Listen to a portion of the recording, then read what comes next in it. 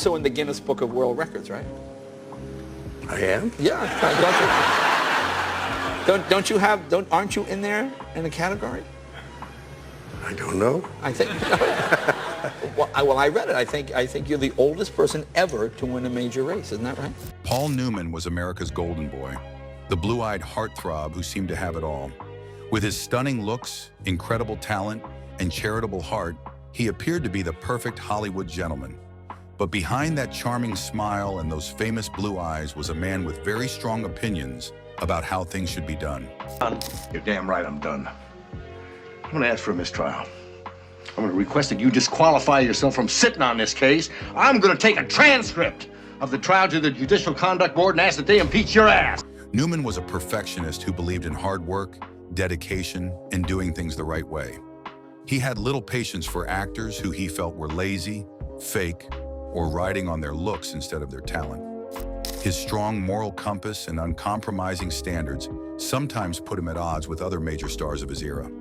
What many fans don't realize is that Newman's principled approach to his craft and career created some serious conflicts with fellow actors.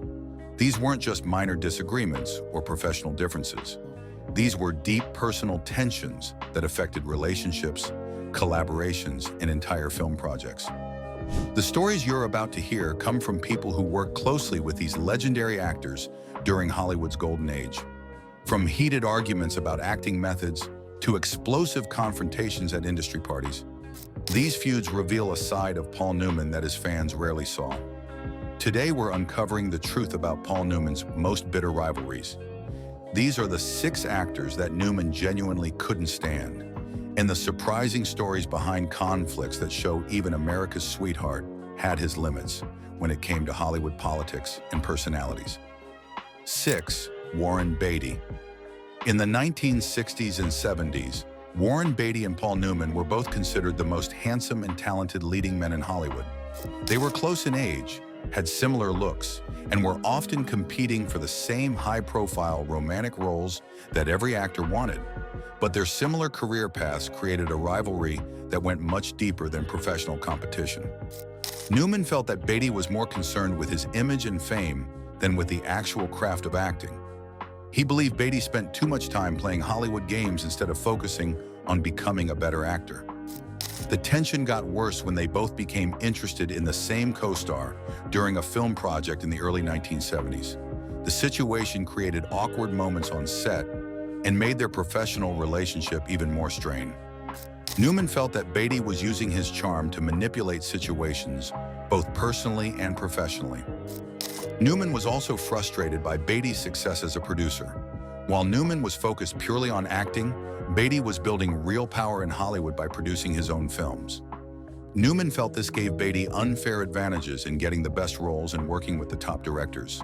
The rivalry affected their ability to work together throughout their careers. Several potential collaborations fell apart because neither actor wanted to share the spotlight with the other. Their agents learned to keep them on separate projects to avoid any uncomfortable situations. A director who worked with both actors during this period remembered the tension clearly. Paul saw Warren as everything wrong with Hollywood. Too much politics, too much ego, not enough respect for the work itself. They were oil and water from day one. 5. Marlon Brando. Paul Newman had enormous respect for Marlon Brando's talent and revolutionary approach to acting. Brando had changed the way people thought about screen acting, and Newman genuinely admired his groundbreaking performances in films like A Streetcar Named Desire and On the Waterfront.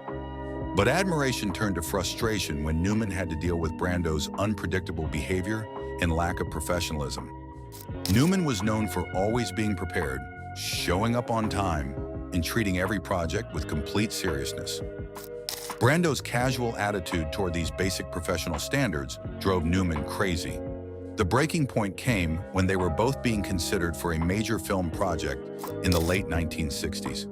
During meetings with the director and producers, Brando showed up late, seemed unprepared, and made unreasonable demands about the script and his character. Newman watched in disbelief as Brando treated the whole process like a joke. Newman felt that Brando was wasting his incredible talent and disrespecting everyone else involved in the project.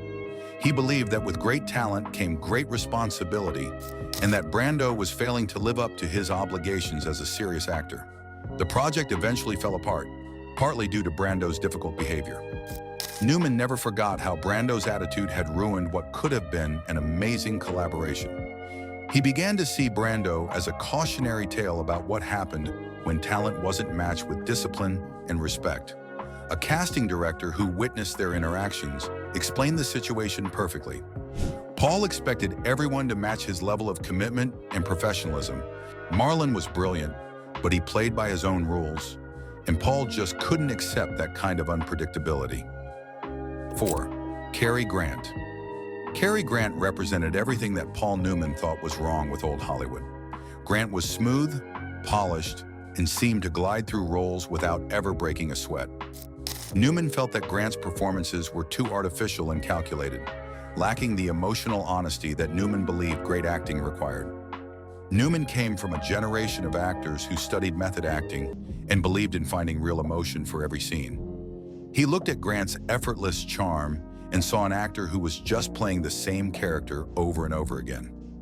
Newman felt that Grant had never challenged himself or taken real risks with his performances. The conflict became personal at a major studio event in the mid-1960s. During a discussion about the future of Hollywood acting, Newman made comments that many people interpreted as direct criticisms of Grant's approach to his craft. Grant was offended by what he saw as disrespect from a younger actor. Grant responded by questioning whether Newman's more intense acting style was really better than the classic Hollywood approach that had entertained audiences for decades. He suggested that Newman was taking himself too seriously and that movies should focus on entertaining people rather than showing off acting techniques. The exchange created an uncomfortable situation for everyone present. Other actors and industry professionals had to choose sides or try to stay neutral in what became a generational debate about what good acting really meant. Their different philosophies about acting created a divide that lasted throughout their careers. Newman continued to believe that Grant represented a superficial approach to acting, while Grant felt that Newman was part of a new generation that had forgotten how to simply entertain audiences. A producer who knew both men well summed up their conflict simply. Cary thought Paul was too serious about everything, and Paul thought Cary was not serious enough about anything. They represented two completely different eras of Hollywood thinking. 3. Steve McQueen. Steve McQueen and Paul Newman should have been natural friends. They were both serious actors who loved cars, racing, and doing their own stunts. They both had reputations as tough guys who didn't play Hollywood games, but their similarities actually made their rivalry more intense. Both actors wanted to be seen as the coolest, most authentic action star in Hollywood. They were constantly being compared by fans and critics, which created a competition that neither man could ignore. Every role one of them took seemed to be a role the other one wanted. The tension exploded at a celebrity racing event in the early 1970s. Both Newman and McQueen were serious racing enthusiasts who competed in professional events. During this particular race, McQueen made some aggressive moves on the track that Newman felt were dangerous and unsportsmanlike. After the race, Newman confronted McQueen about his driving. What started as a discussion about racing safety quickly became a heated argument about respect, professionalism, and who really deserved to be called Hollywood's top action star. Other drivers and crew members had to separate them before the situation got physical. The incident affected their relationship for years. They continued to compete for similar roles, but now there was real personal animosity behind their professional rivalry. Industry insiders learned to be careful about mentioning one actor's name around the other. Their competitive nature extended beyond movies and racing into almost every aspect of their lives. They competed over who had the better cars, who was the better driver, and who was more respected by their peers in Hollywood. A stunt coordinator who worked with both actors during this period remembered their rivalry clearly. Paul and Steve were like two bulls in the same field. They both had to be the alpha male, and there just wasn't room for both of them at the top of the action hero mountain. 2. William Holden. William Holden was one of Hollywood's most respected dramatic actors, known for his powerful performances in films like Sunset Boulevard and The Bridge on the River Kwai. Like Newman, he was considered a serious actor who brought intelligence and depth to his roles. But their approaches to achieving great performances were completely different, and this created unexpected friction between them.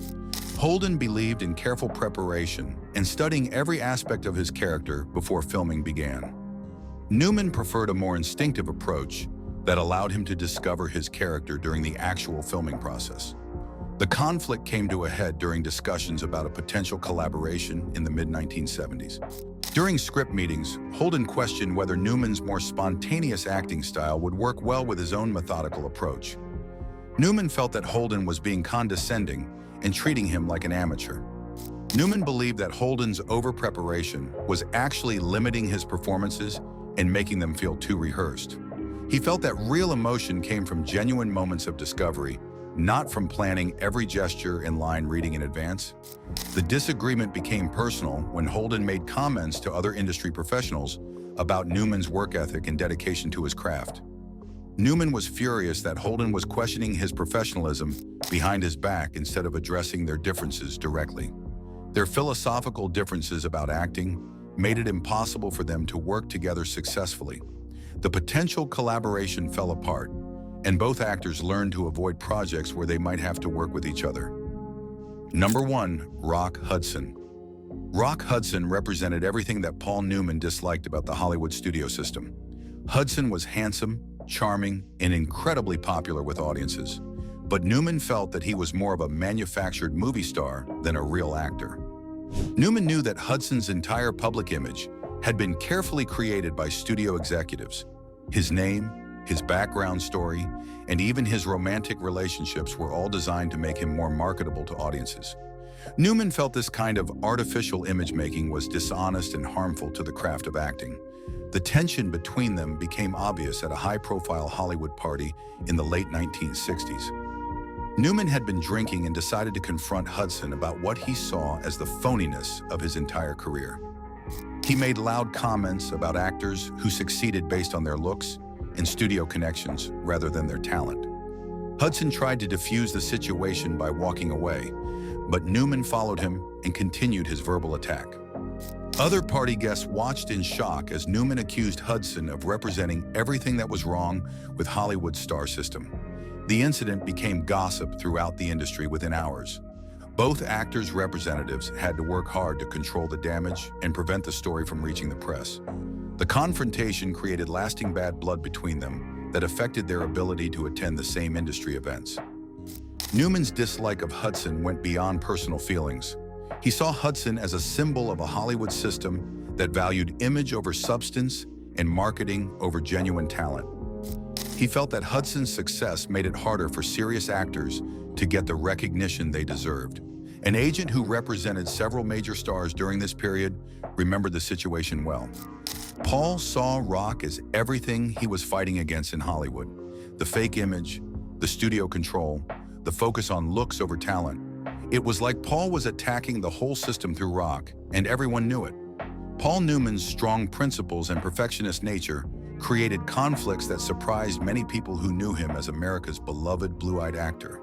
While his dedication to his craft made him a legendary performer, it also made him enemies among actors who didn't share his uncompromising standards.